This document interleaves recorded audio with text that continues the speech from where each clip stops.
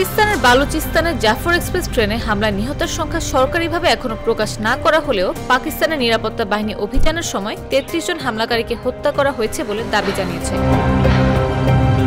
BLA গোষ্ঠীর দাবি, ওই ট্রেনের যাত্রী বেসামরিক নাগরিকদের ছেড়ে দেওয়া হয়েছিল, যিনি ছিলেন পাকিস্তানের নিরাপত্তা বাহিনীর সদস্যরা। কর্মকর্তাদের পরিবর্তে বালুচিস্তানের যে সমস্ত রাজনৈতিক বন্দী রয়েছে তাদের মুক্তির দাবি জানিয়েছিল বিএলএ।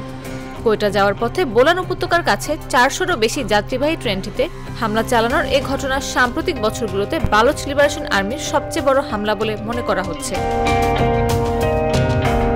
হামলার ২ দিন পর অভিযান চালিয়ে যাত্রীদের উদ্ধার করার দাবি জানায় পাকিস্তানি সেনাবাহিনী। তবে এটি প্রথম নয়, এর আগেও পাকিস্তানে হামলা চালিয়েছে বালুচ লিবারেশন আর্মি।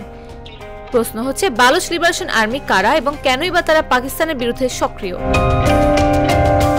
ধারণা করা হয় ১৯৭০-এর দশকের গোড়ার দিক সক্রিয় হয়ে ওঠে এই গোষ্ঠীটি।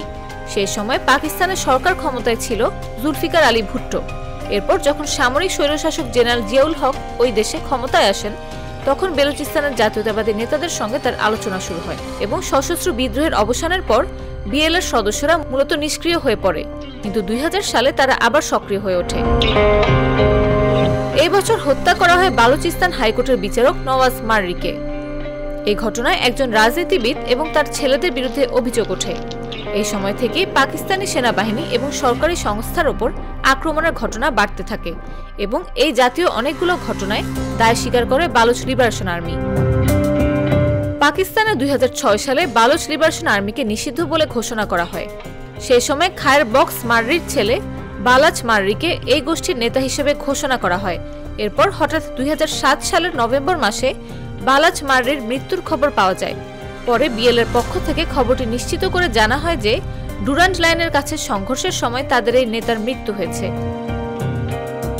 পাকিস্তানি কর্তৃপক্ষ সেই সময় থেকে দাবি জানানো হয় বালাচ মার্রির ভাই হারবিয়ার মার্রি এখন তার উত্তরসূরি। ব্রিটেনে বসবাসকারী হারবিয়ার মার্রি পাকিস্তানের তোলা অভিযোগ অস্বীকার করেন। তার জোরালোভাবে দাবি তিনি কোনো রকম সন্ত্রাসমূলক কার্যকলাপের সঙ্গে জড়িত নন। আসলাম বালুচের নামও বিএলএর প্রভাবশালী নেতাদের মধ্যে উল্লেখ করা হয়েছিল।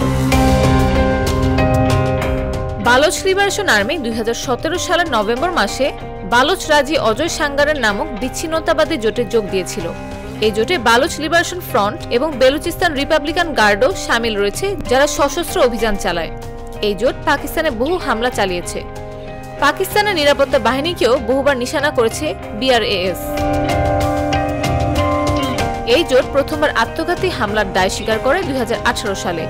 ওই বছর আগস্ট মাসে পাকিস্তানের চাঘি জেলায় সংগঠিত আত্মঘাতী হামলা চালায় তারা। এই হামলাকে বাস্তবায়িত করেছিলেন আসলাম বালুচের ছেলে। এই ঘটনায় একটি যাত্রীবাহী বাসকে নিশানা করা হয়েছিল। ওই বাসের যাত্রী ছিলেন চীনের কর্মী এবং প্রকৌশলীরা। ওই বছরই আরও একটি অভিযান চালানো হয় এই জোটের পক্ষ থেকে। পাকিস্তানের করাচিতে অবস্থিত চীনা কনসুলেটে চালানো হামলায় দায় স্বীকার করে বিআরএএস। এছাড়াও ২০১৯ সালে বালুচিস্তানের গোয়াদারের পার্ল কন্টিনেন্টাল হোটেলে হামলা, ২০২২ সালে করাচি বিশ্ববিদ্যালয়ের এক চীনা অধ্যাপকের ওপর হামলা, ২০২৩ সালে পাকিস্তান ফ্রন্টিয়ার কর্পসের একটি গাড়ি লক্ষ্য করে হামলা এবং ২০২৪ সালে বেলার একটি এফসি সেন্টারে আত্মঘাতী হামলায় দায় স্বীকার করে গোষ্ঠীটি। নাফিস আব্দুল্লাহ, জাগো news.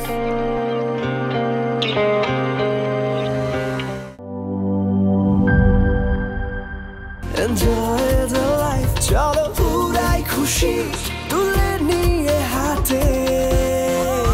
Cheer up, oh oh, cheer up, oh oh, cheer up, oh oh, cheer up. চিল হবে রিফ্রেশিং মুডে। চিয়ার আপ, চলো উড়াই খুশি।